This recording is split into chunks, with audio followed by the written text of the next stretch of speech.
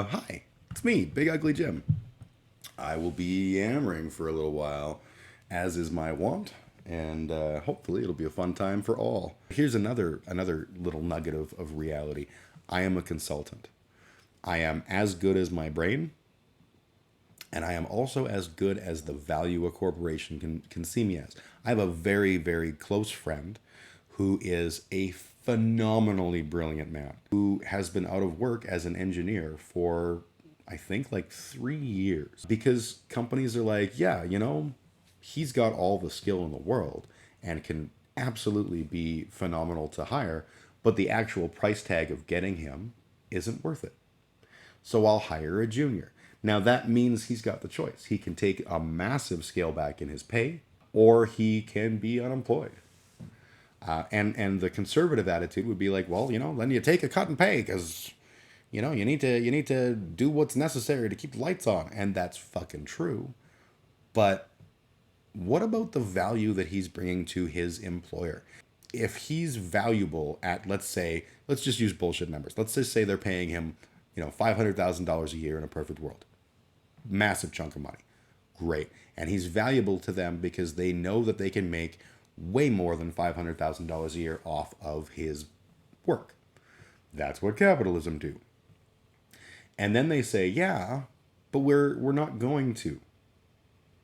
Rather than making $500,000 or like a whole bunch of money off of $500,000, we can make a little bit less money. We're going to hire someone at $100,000 a year, and fuck you. And again, I'm using bullshit numbers. He can take that $100,000 a year and readjust his entire life. They're never going to kick him all the way back up to where he was. And they're now making all of the profit that they would have made on him at $500,000 a year, plus another $400,000 a year, just because they're paying him less. This is the whole fucking problem. I have always been very stable in my job, and I didn't understand that it was because the value that I can generate to a corporation in cost savings way outweighs the amount of money that they pay me. This is just facts. I remember that same corporation had me a large amount of that credit goes both to Dave and a lesser degree to myself, but we did huge things. I think it was it was 3 data centers with multiple floors and all this kind of stuff. We consolidated that down into 2 data centers with a smaller overall footprint to the organization.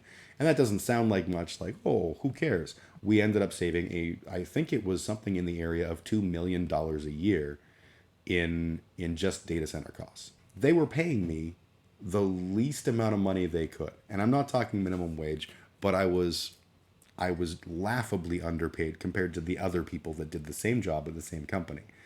And David was even less paid than I was at the time, which is why he left and I took over that project.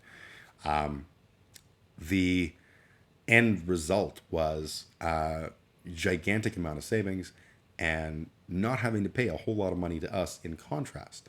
This was a really good situation to be in. And I didn't realize how much of my value was being taken from me until I did that project and saw how much money I was saving a company. And I knew that if I went to them and said, I just saved you $2.1 million a year, I think that was the number, I would like to receive an additional $50,000 a year, they would have said no. They can't afford it. Bitch, you can't afford not to.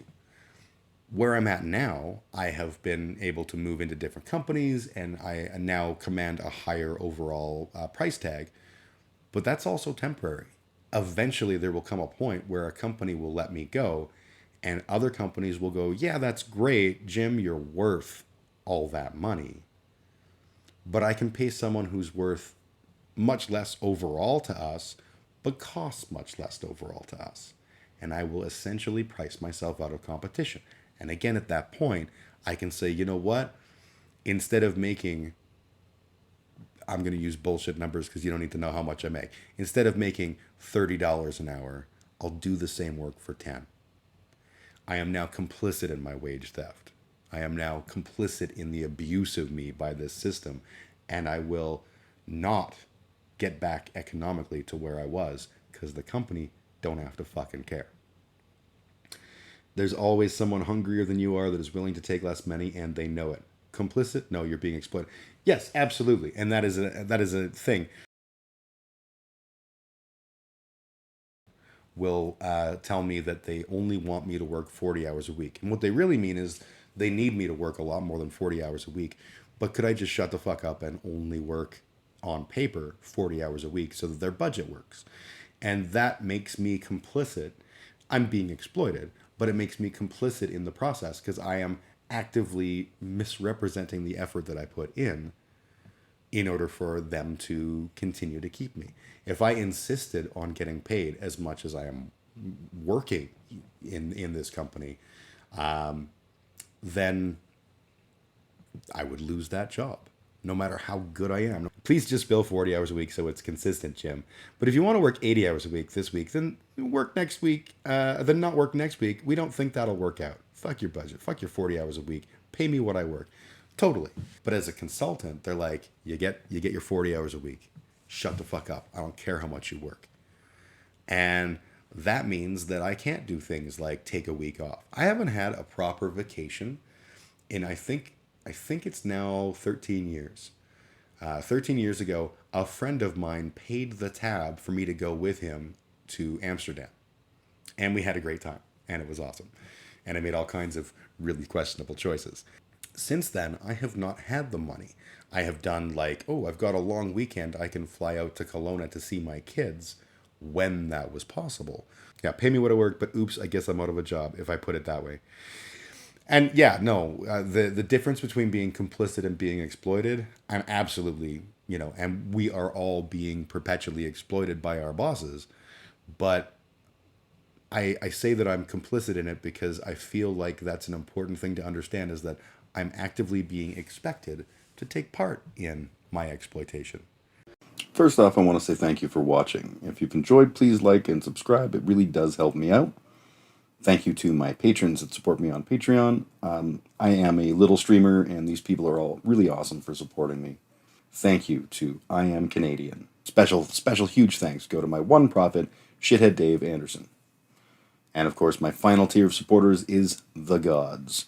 This tier is the most expensive and likely to never have any members, but Patreon really told me I should have one, so it's true, I guess. There are no gods. I try to put up stuff at least once a week, and I live stream every Saturday at noon Mountain Time on Twitch, YouTube, and Facebook, like an old man.